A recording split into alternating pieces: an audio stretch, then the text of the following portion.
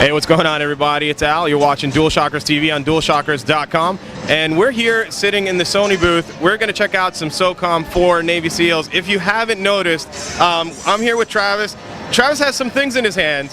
We're checking this out with Move integration. Travis, I guess let's get it started. What can I expect? What we're going to see here?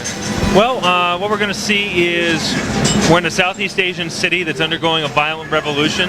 You're seeing Socom 4 single player, which really we're trying to put a lot more story and, again, cinematic wow moments. We're focusing on a lot of things like more dynamic enemy AI and really trying to create a more immersive experience. I think a big part of that is our PlayStation Move support. Now, the game can be played either with the DualShock or the PlayStation Move, but the great thing about the PlayStation Move is just, again, how accurate and precise, intuitive and immersive it really is.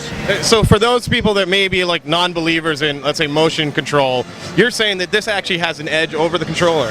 Well, I think the key here is that it really is at least as precise as the controller. I think we have people in the office that, you know, it comes down to player preference, but I think at the end of the day, there's no doubt about it that the PlayStation Move is a more immersive experience.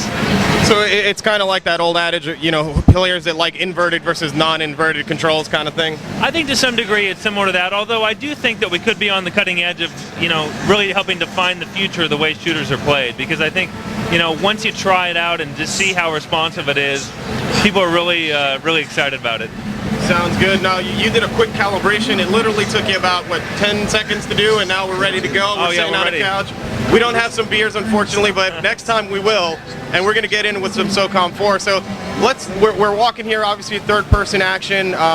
What are we looking at here? Okay, so I'm starting out the level here. I'm with my teammates. You know, Socom's always been a team-based game, so teammates are important. Something that's great about the Move, now I can point at any part of the environment and quickly give a contextual team command and order them there. So it's almost like you can draw up your own tactical football play. I can place multiple nodes, order them to go to different positions. So that's something important, you know, that we want to continue with Socom.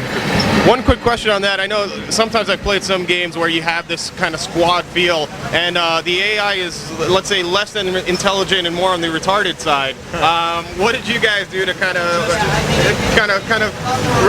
combat that a little bit? Well, I think a number of things. I mean, first of all, we put a lot more horsepower on the development team on polishing up our AI. So we have a lot of people really talented working on it, really trying to make them as smart as possible, and also give the user simpler ways to interact with them, right? So everything now is done based on quick contextual commands, which makes it a lot easier for the player.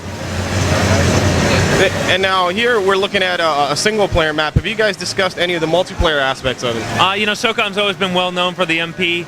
We're not really talking a whole lot about it here at E3. We're excited to show off single player, but you can expect a lot of details on our online play in the coming months. What I can tell you is we'll support 32 players, and we'll have some new game modes in there.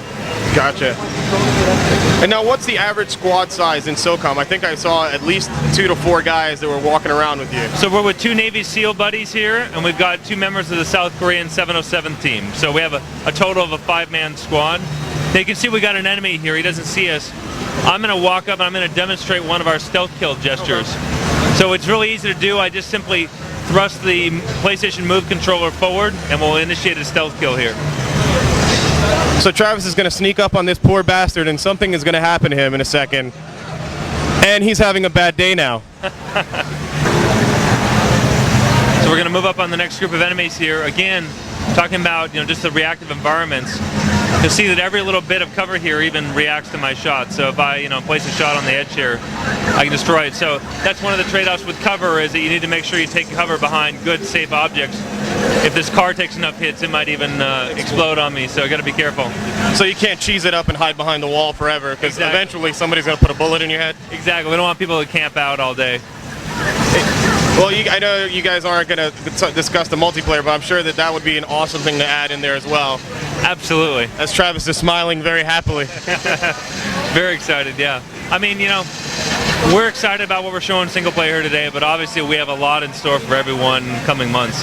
Yeah, I got to tell you, the game looks phenomenal. I'm sure, like I said, there's a lot of hardcore multiplayer fans, which are really, that's who's going to flock to it, I think, hardest.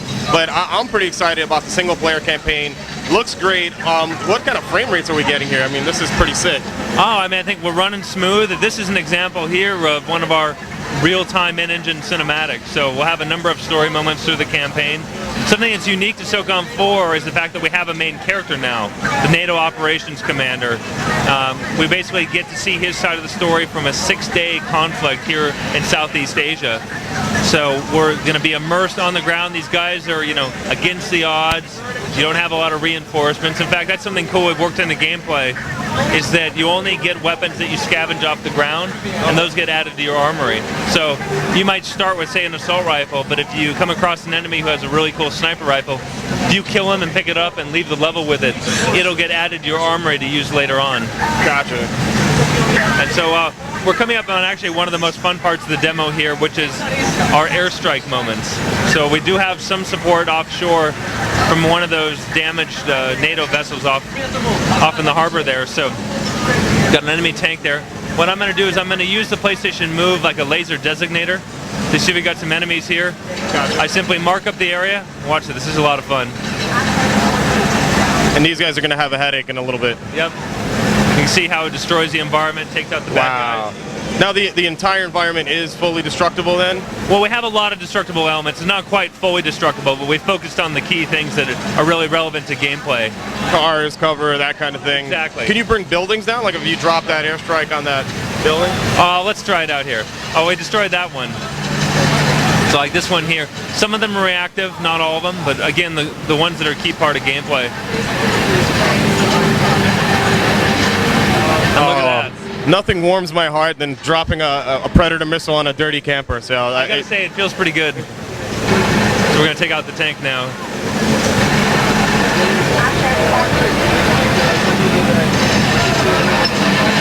He's making it rain like May out here.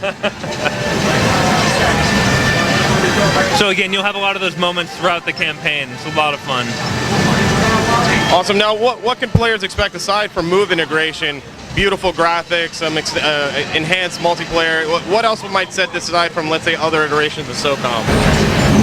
So again, I think Socom is about team-based gameplay first and foremost, and that's something you don't see a lot of other shooters doing these days, and that's really key to our game because, again, we like to think of it as a thinking man shooter, right? Approach each scenario the way you want to do it, and then if you want to play through the campaign again, you can try it again a different way. I mean, have fun with it, snap some necks along the way, all that good stuff. Exactly. There's reasons to keep playing through our campaign. Good deal. Well, hey guys, Socom 4, there's no other word other than ridiculous right now. Travis, thank you very much. Appreciate it. Thank you very much. I'm gonna try to get my hands on some move action right now to see what the deal is all about. But guys, E3 2010, we couldn't leave here without checking out Socom 4. Take it easy, guys.